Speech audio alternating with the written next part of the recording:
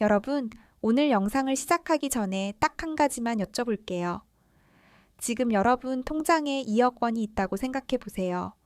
그 돈을 10년 동안 은행에 그냥 넣어두면 10년 뒤에도 그 2억 원의 가치가 그대로 유지될까요? 아마 대부분의 분들이 이렇게 생각하실 겁니다. 당연히 2억 원이지. 숫자가 안 바뀌었잖아. 네, 숫자는 맞습니다. 통장에 찍힌 숫자는 2억 원 그대로예요.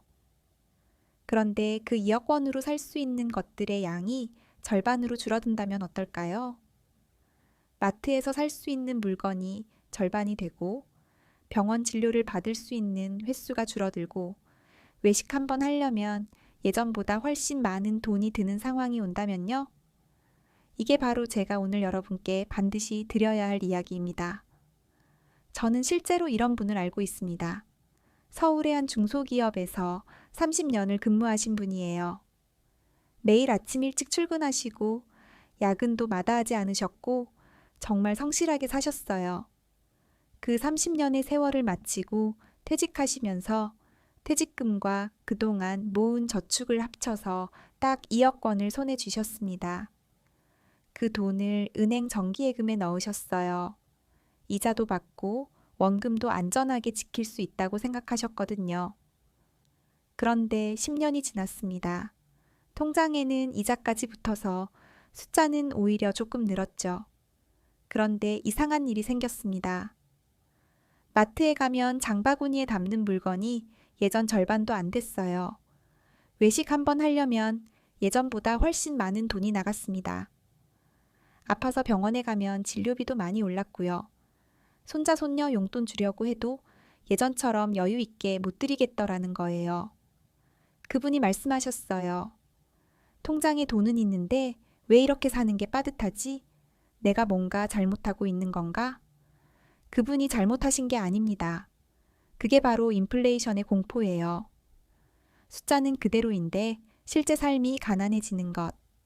아무것도 안 했는데 조용히 아무도 모르게 노후 자산이 녹아 없어지는 것. 오늘 저는 이 주제를 여러분과 함께 이야기하려 합니다. 오늘 영상에서 다룰 내용을 먼저 말씀드릴게요. 첫째, 왜 한국 경제 성장률이 지속적으로 떨어질 수밖에 없는지 그 진짜 이유. 둘째, 왜 지금 이 인플레이션이 과거와는 다르게 특별히 무서운지. 셋째, 우리가 지금 당장 실천할 수 있는 구체적인 방법들. 이 세 가지를 오늘 끝까지 함께 해주시면 여러분의 노후 준비가 확실히 달라질 겁니다. 절대 중간에 끄지 마세요. 가장 중요한 실천 방법은 후반부에 나옵니다. 1부. 한국 경제 성장률이 추락하는 진짜 이유. 먼저 한국 경제 이야기부터 시작하겠습니다. 요즘 뉴스 보시면 한국 경제 성장률이 1%대로 떨어졌다는 말이 자주 나오죠. 이게 일시적인 문제일까요? 아니면 구조적인 문제일까요? 결론부터 말씀드리면 구조적인 문제입니다. 이건 한국만의 문제가 아니에요. 이미 다른 나라들이 먼저 겪은 일이고 그 원인도 명확히 밝혀졌습니다. 이야기는 1990년대 일본에서 시작됩니다. 1990년 일본 경제가 갑자기 멈춰버렸습니다. 그 전까지 일본은 세계를 호령하던 나라였어요. 세계 2위 경제 대국. 소니, 토요타, 닌텐도가 세계를 장악했죠. 일본 기업들이 미국 기업을 통째로 사들이고 뉴욕의 유명한 건물들을 마구 사들이던 시절이었습니다. 그런데 1990년을 기점으로 주가가 폭락하고 부동산이 무너지고 경제가 완전히 얼어붙었습니다. 4만 포인트까지 갔던 일본 주가 지수가 1년 만에 반토막이 났어요. 그 후 30년 동안 일본 경제는 제대로 회복하지 못했습니다. 그때 서방의 경제학자들은 비웃었습니다. 일본 정부가 정책을 잘못한 거야. 일본 사람들이 너무 저축만 하고 소비를 안 해서 그렇지. 이런 식으로 일본만의 특수한 실패로 치부했어요. 그런데 2010년대가 됐습니다. 유럽이 똑같이 흔들리기 시작했어요. 독일, 프랑스, 이탈리아. 잘 나가던 나라들이 하나둘 성장이 멈췄습니다. 그 경제학자들이 조용히 반성했어요. 아, 이게 일본만의 문제가 아니었구나. 민족성의 문제도 아니고 정책 실패의 문제도 아니었구나. 그때서야 공통 원인을 찾아냈습니다. 바로 생산 연령 인구의 감소였습니다. 그리고 이 현상을 부르는 이름이 생겼어요. 저페니피케이션, 일본화 현상이라고 합니다. 생산 연령 인구란 15세부터 64세까지의 인구를 말합니다. 일하고 돈 벌고 소비하는 핵심 연령대죠. 이 인구가 줄어들기 시작하면 그 나라 경제 성장률은 반드시 0%대로 내려갑니다. 지금까지 예외가 없었어요. 일본은 1995년부터 생산 연령 인구가 줄기 시작했고 이후 30년 가까이 장기 침체가 이어졌습니다. 유럽은 2010년부터 줄기 시작했어요. 2008년부터 2024년까지 16년 동안 미국 경제는 88% 성장했습니다. 같은 기간 유럽은 8% 성장에 그쳤어요. 미국이 10배 이상 더 성장한 겁니다. 왜 이렇게 차이가 났을까요? 유럽은 1992년에 합계 출산율이 2.1명에서 갑자기 1.4명으로 떨어졌습니다. 1992년에 태어난 아이들이 사회에 나와 소비를 시작한 건 2012년경. 그러니 유럽 경제가 그때부터 힘을 잃기 시작한 거죠. 미국은 2007년까지도 합계 출산율이 2.1명을 유지했습니다. 선진국 중에서 거의 유일했어요. 2007년에 미국에서 태어난 아이들은 2025년에서 2027년 사이에 성인이 됩니다. 그래서 미국 경제가 지금도 상대적으로 탄탄한 겁니다. 그렇다면 한국은 언제 문제가 터지냐? 바로 지금입니다. 2025년부터입니다. 한국에서 출산율이 급격히 떨어졌던 시기의 아이들이 이제 막 청년 세대로 진입하고 있습니다. 한국은행은 올해 초만 해도 한국 경제 성장률을 1.9%로 전망했어요. 그게 3월에 1.4%로 낮아졌고 6월에는 0.8%로 다시 내려갔습니다. IMF도 똑같은 하향 수정을 했습니다. 이게 단순한 경기 침체가 아닙니다. 인구 구조에서 오는 구조적인 변화예요. 앞으로 한국에서 성장률이 1%를 넘겼다는 뉴스가 나오면 그게 대단히 잘한 겁니다. 이 사실을 인정하고 그 안에서 내 자산을 어떻게 지킬지를 생각해야 돼요. 그렇다면 젊은 사람이 줄면 취업이 쉬워지는 거 아닌가요? 사람이 적으면 구인난이 생겨야 하는데 왜 청년 취업난이 이렇게 심각한가요? 지금 한국에서는 두 가지 문제가 동시에 터졌습니다. 첫 번째, 좋은 일자리가 한국을 빠져나갔습니다. 바이든 행정부 시절 반도체 배터리 공장이 대거 미국으로 이전했습니다. 연봉 8천만 원에서 1억 원이 되는 양질의 일자리들이 한국이 아닌 미국에 만들어진 거예요. 두 번째, 청년 인구가 줄면서 소비 시장 자체가 위축됐습니다. 신제품을 제일 먼저 사보는 얼리 어답터, 바로 젊은 사람들이잖아요. 이 사람들이 줄면 소비가 줄고 기업도 투자를 안 하고 일자리도 사라집니다. 그리고 로봇이나 AI가 이 문제를 해결해 줄 수 있을까요? 결정적인 게 빠졌습니다. 로봇은 소비를 안 합니다. 로봇이 아무리 많아도 로봇이 식당에 와서 밥 먹고 쇼핑하지는 않잖아요. 인구가 줄면 소비가 줄고 소비가 줄면 혁신도 일어나지 않습니다. 결국 인구 베이스 자체가 경제의 뿌리입니다. 2부. 인류 역사상 가장 값쌌던 시대가 끝났습니다. 이제 인플레이션 이야기를 본격적으로 해보겠습니다. 우리 인류가 종이돈을 쓰기 시작한 이후로 거의 항상 인플레이션이 있었습니다. 그런데 지난 40년간은 달랐어요. 많은 경제학자들이 이제 드디어 인플레이션을 정복했다고 자축했습니다. 그런데 그게 아니었습니다. 이 사실을 이해하기 위해서 세계 최초로 지폐를 만든 나라 이야기를 해드릴게요. 어디일 것 같으세요? 놀랍게도 스웨덴입니다. 지폐를 처음 만들었을 당시 스웨덴은 굉장히 가난한 나라였어요. 다른 나라들은 금화나 은화를 쓸 때, 스웨덴은 구리로 화폐를 만들었습니다. 그런데 구리 화폐에 심각한 문제가 있었습니다. 10스웨덴 달러짜리 구리 동전의 무게가 무려 19.7kg이었어요. 요즘 쌀 한 포대 무게와 비슷하죠. 30달러어치를 들고 다니려면 60kg을 짊어져야 했습니다. 시장에 장 보러 가는 것 자체가 불가능했어요. 그래서 생각해낸 게 은행입니다. 구리 동전을 금고에 맡기면 종이 보관증을 써드리는 방식. 이게 서양 최초의 지폐가 탄생한 배경이에요. 그런데 이 은행이 금고에 있는 구리보다 훨씬 많은 보관증을 찍어냈습니다. 실제로는 100만큼의 구리가 있는데 1000짜리 보관증을 찍어낸 거예요. 그러니 물가가 오르는 건 당연했습니다. 이처럼 종이돈이 생긴 이후로 인류는 항상 인플레이션에 시달렸습니다. 그런데 지난 40년간 이 철칙이 깨진 것처럼 보였어요. 왜였을까요? 경제학이 발전해서도 아니고 중앙은행들이 잘해서도 아니었습니다. 단 하나, 세계화 때문이었습니다. 1990년대 이후 중국이 세계 무역 체계에 들어왔습니다. 중국의 인건비는 서방 국가들의 수십 분의 1이었어요. 거기서 물건을 만들어 전 세계에 팔았습니다. 덕분에 옷, 신발, 가전제품, 장난감 가격이 계속 낮게 유지됐어요. 원자재도 전 세계 어디서든 싸게 가져다 쓸 수 있었습니다. 그래서 40년간 물가가 오르지 않았던 겁니다.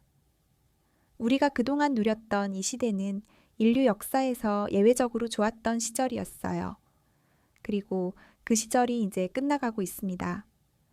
트럼프 대통령의 관세 정책을 보세요. 예전에는 온 세계가 관세를 낮춰야 한다고 외쳤는데 지금은 관세를 올리고 있습니다.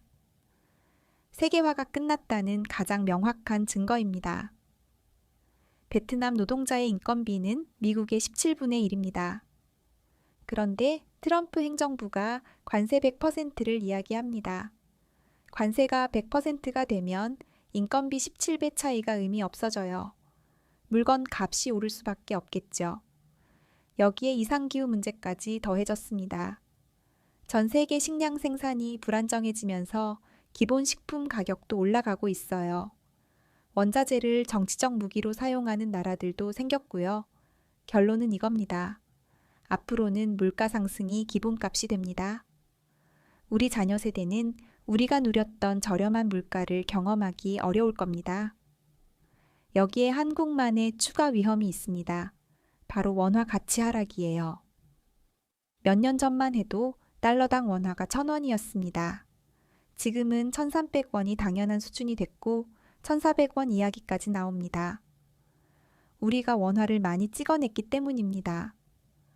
원화 가치가 달러보다 더 빠르게 떨어지고 있는 거예요.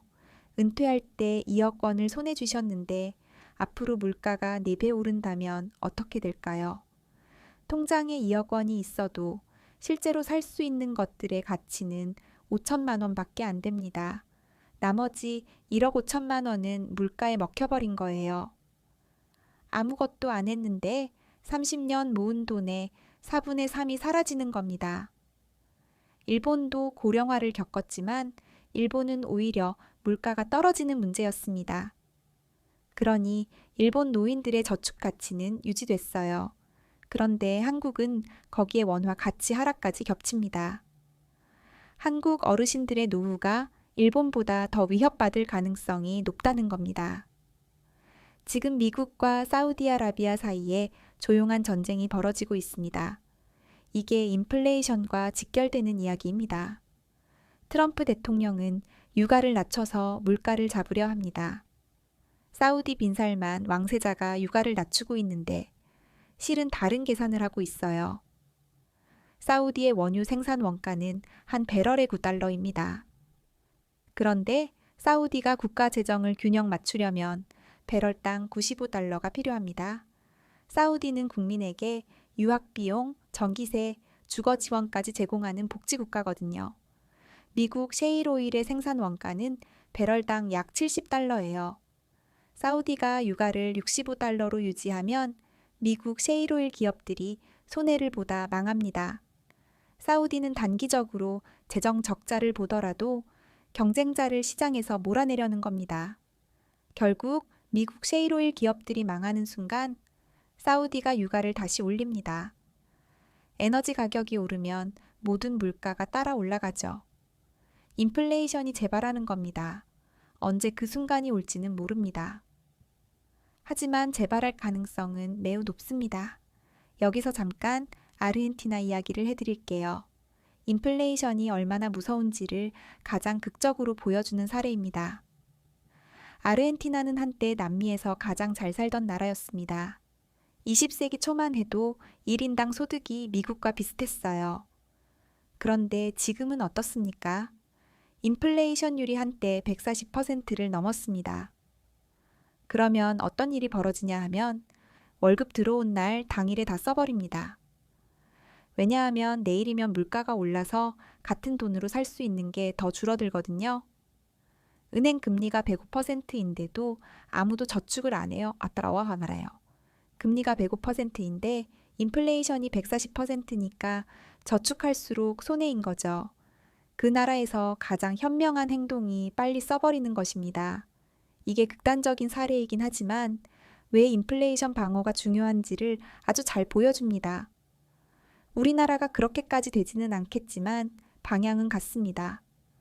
인플레이션이 계속되면 저축이 손해가 되고 현금을 갖고 있는 게 리스크가 됩니다. 그래서 지금 미리 준비해야 하는 겁니다. 그리고 인플레이션으로 덕을 보는 사람들도 있습니다. 돈을 빌린 사람들이에요.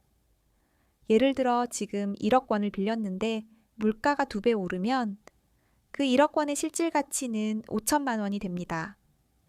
같은 돈을 갚아도 실제로는 절반만 갚는 셈이 되는 거죠. 그래서 인플레이션 시대에는 적절한 부채가 오히려 유리할 수도 있습니다.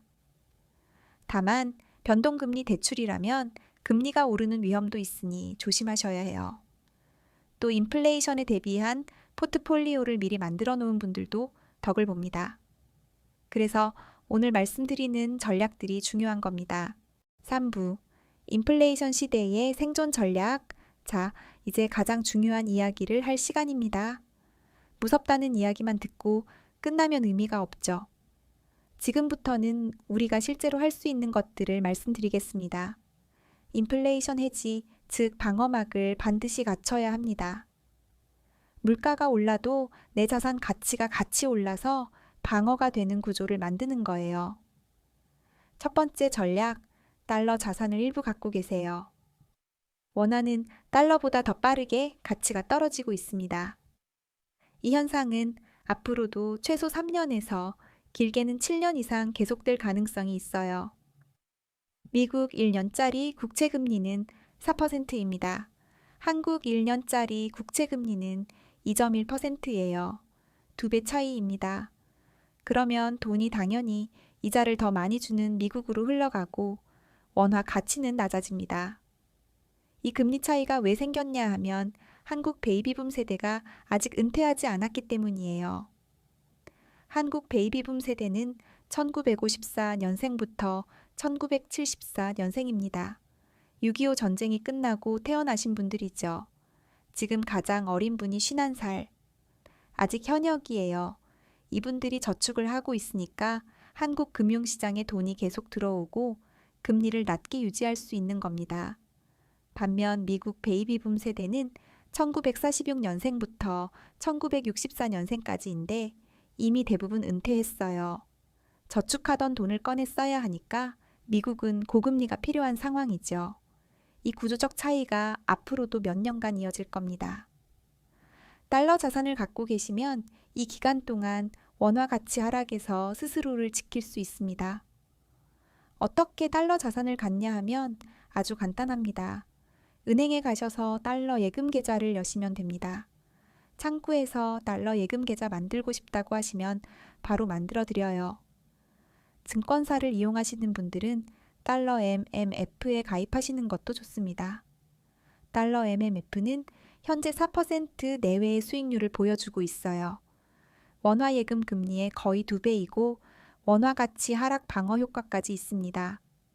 전체 자산의 10에서 20% 정도를 달러로 두시는 걸 생각해 보세요. 두 번째 전략, 금을 포트폴리오에 넣어야 합니다. 인류는 무려 2700년 동안 금을 화폐로 사용했습니다. 지폐가 생기기 전까지는 전 세계 어디서나 금화와 은화가 가장 믿을 수 있는 돈이었어요. 지폐는 국가가 많이 찍으면 가치가 사라지지만 금은 그렇지 않습니다. 그래서 세계적으로 경제 위기가 오거나 물가가 오르면 사람들이 금을 사고 금값이 오릅니다. 그럼 어떻게 금을 사야 할까요?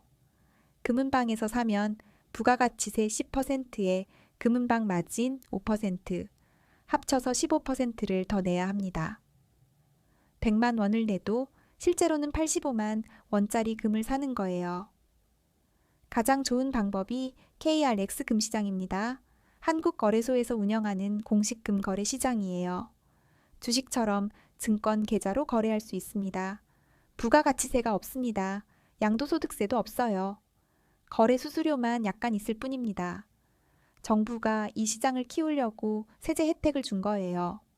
실물로 찾을 때만 부가가치세 10%를 내는데 현금화만 하면 세금이 없어요. 금은방에서 사는 것보다 훨씬 유리한 구조입니다.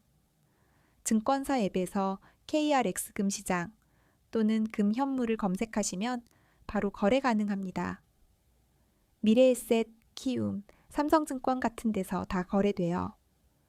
증권 계좌가 없으신 분은 가까운 증권사 지점에 가셔서 KRX 금시장 거래하고 싶다고 하시면 됩니다.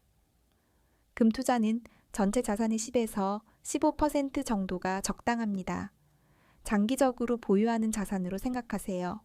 세 번째 전략. 절대 한 곳에 몰빵하지 마십시오. 요즘 주변에서 비트코인에 다 넣었다는 분, 특정 주식에 전 재산을 넣었다는 분들 이야기가 들립니다. 솔직히 부럽기도 하죠.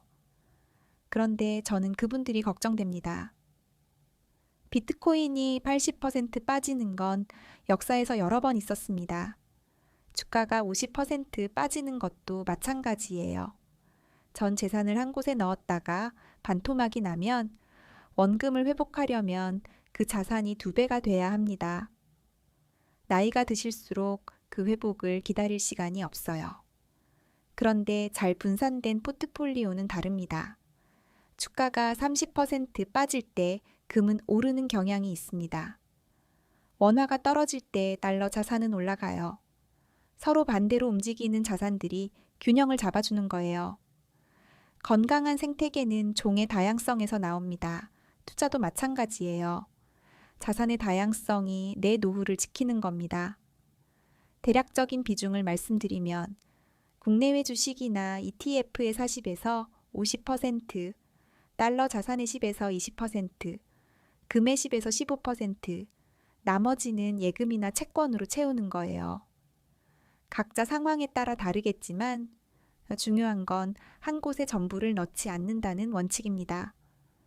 인플레이션이 오면 부동산을 사는 게 좋을까요?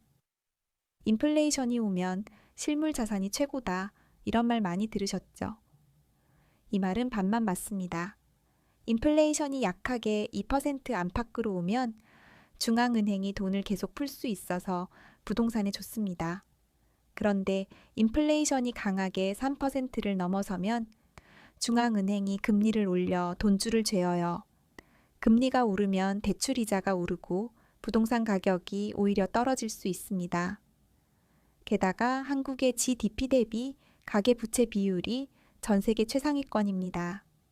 한국보다 비율이 높았던 스웨덴은 지금 부동산 시장이 거의 무너지고 있어요.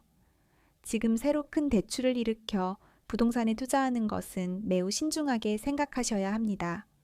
4부. 그래도 한국에는 희망이 있습니다. 지금까지 무거운 이야기들을 많이 드렸습니다. 그런데 한국에는 아직 기회가 있습니다. 현실을 정확히 알고 제대로 대비하자는 거예요. 첫 번째 희망. 베이비붐 세대가 아직 은퇴하지 않았습니다. 한국 베이비붐 세대 1954년생부터 1974년생까지 상당수가 아직 현역으로 일하시면서 저축을 하고 계십니다. 유럽과 미국처럼 은퇴자들이 저축을 헐어 쓰는 상황이 아직 안 왔다는 뜻이에요. 한국 금융시장에 자금이 꾸준히 들어오는 이 시간이 한국의 소중한 기회입니다. 두 번째 희망. 국민연금이라는 거대한 힘이 있습니다. 한국 금융시장에는 연못 속에 고래가 있습니다. 바로 국민연금이에요.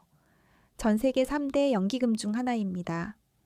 보험료율이 9%에서 13%로 단계적으로 올라가면서 강제저축의 규모가 더욱 커집니다. 이 돈이 시장으로 유입됩니다. 짧으면 3년, 길어봐야 7년 정도.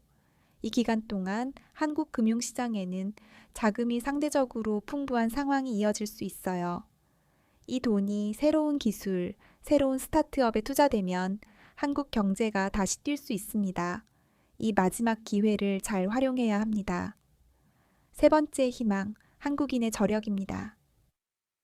여러분, 우리가 어떤 시대를 살아왔는지 생각해 보세요. 6.25 전쟁 이후 폐허에서 시작했습니다. 1인당 소득이 67달러였던 나라가 지금은 세계 10위권 경제대국이 됐어요. 1997년 IMF 외환위기 때 온 국민이 금 모으기 운동을 했죠. 반지 빼고 목걸이 빼서 나라에 갖다 줬습니다. 그 힘으로 위기를 극복했습니다. 이 저력이 어디서 나왔겠습니까? 위기 앞에서 주저앉지 않고 현실을 직시하고 함께 움직이는 힘에서 나왔습니다. 오늘 이 영상도 그런 맥락이에요. 그리고 마지막으로 이 말씀을 드리고 싶습니다.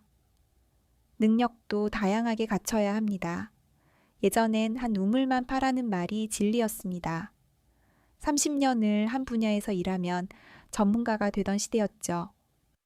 그런데 AI가 등장하면서 세상이 2에서 3년 단위로 바뀌고 있습니다. 이런 시대에는 새로운 기술을 배우려는 의지, 새로운 사람을 만나는 것, 새로운 아이디어를 열린 마음으로 받아들이는 것이 인생 후반전에 가장 중요한 투자입니다. 스마트폰을 처음 쓰셨을 때 어려우셨죠? 지금은 유튜브 보시고 카카오톡으로 가족과 연락하시고 인터넷 뱅킹도 하시잖아요. 그 과정 자체가 새로운 능력을 쌓은 거예요. 이 자세로 계속 새로운 것을 받아들이시면 됩니다. 마지막 정리. 오늘 배운 것, 지금 당장 실천하세요. 오늘 말씀드린 내용을 정리해 드릴게요. 첫째, 한국 경제는 인구 감소로 인해 저성장 시대에 진입했습니다. 1%대 성장률이 잘한 것이 되는 시대. 이걸 인정하고 준비해야 합니다. 둘째, 세계화가 끝나면서 인플레이션이 앞으로의 기본값이 될 가능성이 높습니다. 원화 가치 하락까지 더해지면서 가만히 법에 있으면 노후 자산이 조용히 사라집니다. 셋째, 달러 자산, 금, 분산, 포트폴리오. 이 세 가지 방어막을 반드시 갖추세요. 넷째, 베이비붐 세대의 저축 능력과 국민연금의 힘. 이 소중한 시간을 잘 활용해야 합니다. 지금 당장 할 수 있는 것 세 가지를 드립니다. 하나, 오늘 당장 증권사 앱에서 KRX 금시장을 검색해 보세요. 계좌 개설에 10분도 안 걸립니다. 부가가치세 없이, 양도세 없이 금 투자를 시작할 수 있어요. 1g부터 소액으로 시작하셔도 됩니다. 둘, 은행 창구에 가셔서 달러 예금 계좌를 만들어 보세요. 생활비의 10에서 20%를 달러로 바꿔두는 것만으로도 원화 가치 하락을 방어할 수 있습니다. 소액으로 시작해서 조금씩 늘려가세요. 셋, 지금 본인이 가진 자산을 점검해 보세요. 종이 한 장에 내 자산이 어디에 얼마나 있는지 써보세요. 한 곳에 너무 몰려있지는 않은지 확인하는 겁니다. 이 점검 자체가 이미 큰 시작입니다. 지금 2억 원이 10년 뒤에도 2억 원의 가치를 유지하려면 오늘부터 움직여야 합니다. 여러분의 노후는 여러분이 지키는 겁니다. 국가가 알아서 해줄 거라고 기다리면 아무도 해주지 않습니다. 오늘 이 영상을 끝까지 보셨다는 것, 그 자체가 이미 다른 분들보다 앞선 겁니다. 오늘 이 영상이 여러분의 첫 걸음이 되셨으면 합니다.